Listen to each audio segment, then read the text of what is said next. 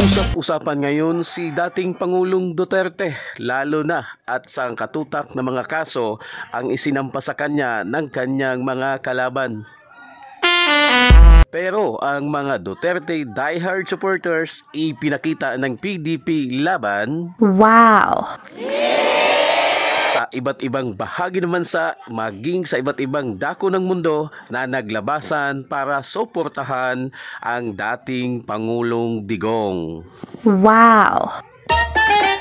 Maging ang mga supporters ni Pangulong Duterte dito mismo sa Pilipinas ay nagkita-kita kamakailan lang sa Quezon City Trial Court upang isigaw ang kanilang hinaing at pagtitipon na maipakita sa buong mundo